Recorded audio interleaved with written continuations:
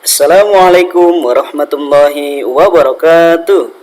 Apa kabar kalian hari ini? Semoga kita semua dalam nikmat dan lindungan Allah Subhanahu wa taala. Mengawali perjumpaan jarak jauh kita pada kali ini, Faheza akan menyampaikan tema 2, yaitu persatuan dalam perbedaan. Harap disimak video ini dari awal sampai akhir ya, dan fokus. Pada hari ini kita akan belajar subtema 2 pembelajaran 1 yang berjudul bekerja sama mencapai tujuan. Mari kita mulai pelajaran hari ini dengan membacakan basmalah. Bismillahirrahmanirrahim. Nah, anak-anak, perhatikan bacaan berikut ini. Setelah proklamasi kemerdekaan Indonesia 17 Agustus tahun 1945, seharusnya bangsa Indonesia telah merdeka dan terbebas dari segala bentuk penindasan serta penjajahan.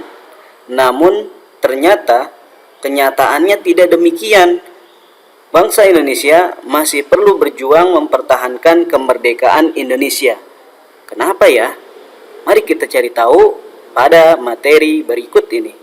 Silahkan kalian buka halaman 44 dan perhatikan bacaan berikut ini. Perjuangan mempertahankan kemerdekaan Indonesia.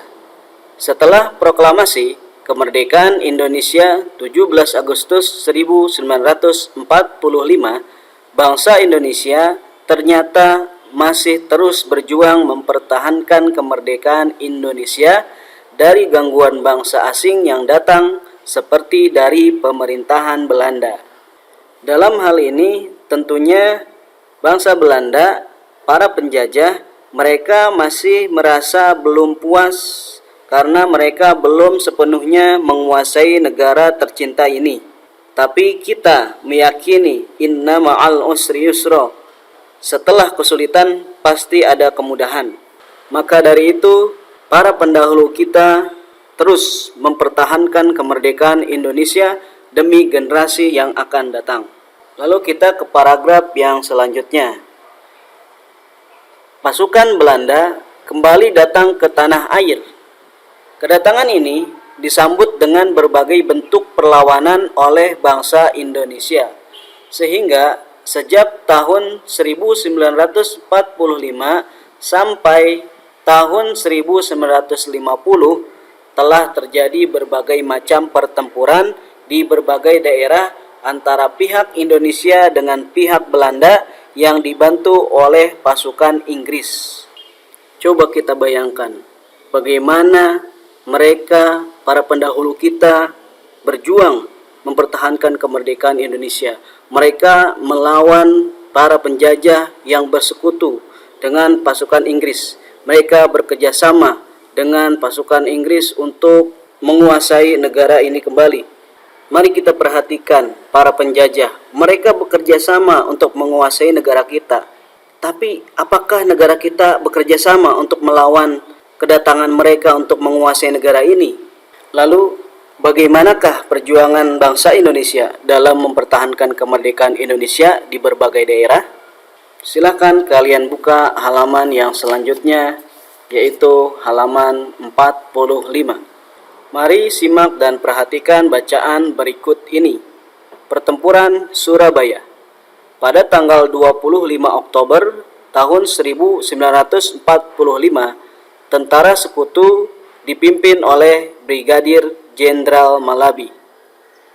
Tanggal 27 sampai 30 Oktober tahun 1945 terjadi kontak senjata antara para pemuda Indonesia dengan pasukan Inggris.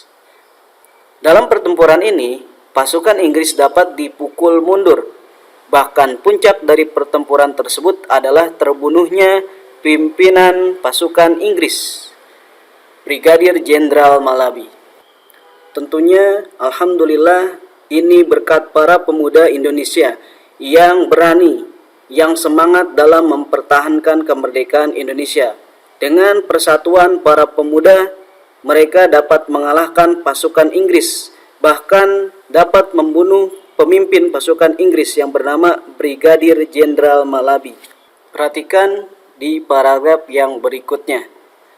Pada tanggal 9 November tahun 1945, Inggris mengeluarkan ultimatum yang berisi semua pimpinan dan orang Indonesia yang bersenjata harus melapor dan meletakkan senjatanya di tempat yang ditentukan dan menyerahkan diri dengan mengangkat tangan. Tentunya hal ini sangat tidak disenangi oleh bangsa Indonesia, karena bangsa Indonesia pun ingin mempertahankan negaranya, ingin mengamankan negaranya. Akan tetapi Inggris mengeluarkan ultimatum. Ultimatum adalah semacam peringatan dengan disertai ancaman.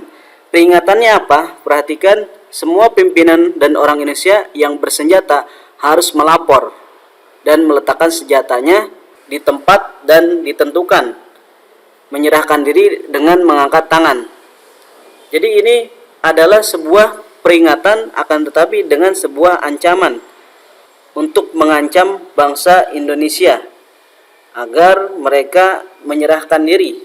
Sedangkan kita ingin negara kita ini aman, tapi mereka mengeluarkan ultimatum yang sangat kita tidak inginkan. Namun, ultimatum tersebut ditolak oleh pihak Indonesia. Pada tanggal 10 November tahun 1945, terjadi pertempuran yang sangat dahsyat. Pasukan Inggris menggempur Surabaya dari darat, laut, dan udara. Peristiwa 10 November ini diperingati sebagai Hari Pahlawan.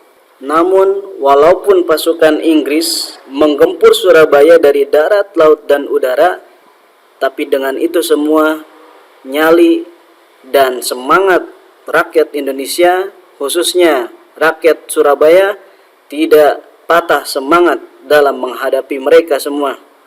Meskipun banyak nyawa yang mati dalam pertempuran ini, akan tetapi semangat mereka tetap berkobar dalam mempertahankan negara Indonesia.